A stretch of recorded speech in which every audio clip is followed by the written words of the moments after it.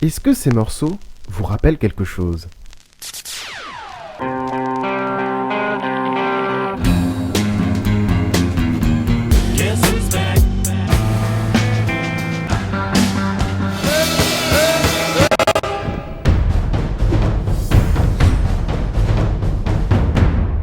En effet, on ne peut pas le nier. À chacun d'entre nous, certains morceaux de notre adolescence nous rappellent des souvenirs ou des sensations très précises. Et même si en général, tout ce qui touche au sentiment a un aspect très mystique, la nostalgie musicale reste quelque chose de concret et de compréhensible. D'abord, il faut que je vous parle des effets que peut avoir la musique sur notre cerveau. Lorsque l'on écoute un morceau, il est stimulé dans les zones du langage, des émotions, de la mémoire et même de la motricité.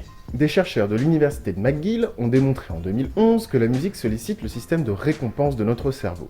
Un système nécessaire à notre préservation, car il est gage de motivation face aux notions de survie les plus élémentaires. C'est grâce à lui que nous ressentons cette sensation de plaisir lorsque nous mangeons, que l'on réussit quelque chose ou que l'on se reproduit. Ce système libère des substances chimiques dans le cerveau, comme la dopamine, l'hormone du désir, ou encore l'endorphine, celle du plaisir.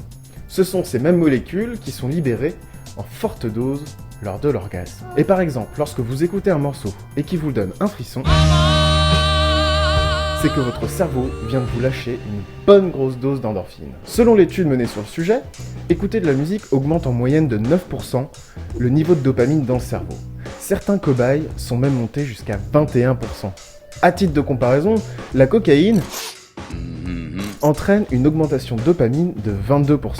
Comme quoi, sur certains, la musique agit comme une vraie drogue. Il s'agit maintenant de comprendre pourquoi les morceaux de notre adolescence nous marquent plus que la plupart des autres morceaux que nous entendrons dans notre vie. En fait, pour comprendre ça, je dois vous parler d'un phénomène théorisé en 1986 par le professeur en psychologie David Rubin, le pic de réminiscence.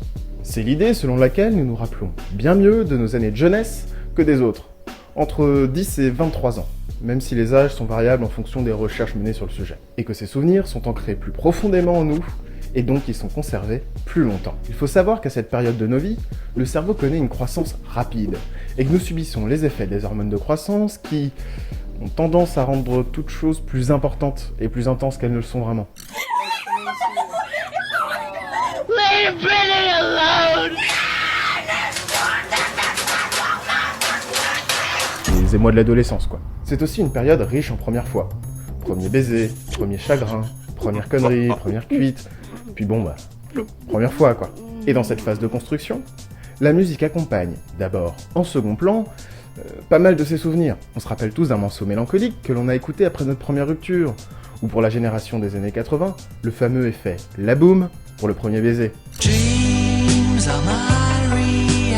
Ce sont des souvenirs qui, sous l'effet des hormones, vont devenir d'autant plus marquants et être liés à ces musiques. Mais en plus d'accompagner les souvenirs, la musique de notre jeunesse a également un rôle social très important. C'est en effet l'âge auquel nous découvrons la musique, où nos goûts commencent à apparaître. On se forme alors une identité musicale, que ce soit rocker, rappeur, neutre ou quoi que ce soit. Et cette identité va en partie définir notre appartenance à un groupe social. C'est de la musique que je vais partager avec mes amis. À ces âges-là, la musique a donc un rôle majeur dans la formation de notre identité sociale et restera ancrée en nous pour toujours. Mais le versant négatif de la chose, c'est l'effet « c'était mieux avant ».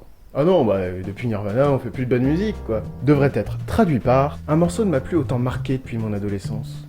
Car en effet, peu importe le niveau de sophistication que nos goûts atteignent avec la maturité, un nouveau morceau aura du mal à nous impacter aussi fortement qu'à l'époque vive de notre adolescence. Le cocktail hormones de croissance, dopamine, etc. étant moins fort. Mais est-ce vraiment parce que la musique est moins bonne ?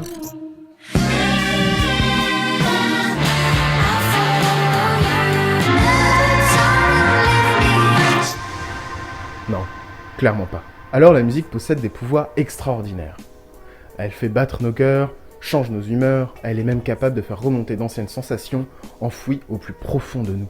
Et même dans certains cas extrêmes, comme les personnes atteintes d'Alzheimer, cette maladie qui affecte la mémoire, les chansons du passé restent ancrées plus longtemps que le reste des souvenirs. Il existe même des cas d'Alzheimer avancé où la personne atteinte se souvient des chansons de sa jeunesse. Et ce parce que la musique agit comme un super stimulus.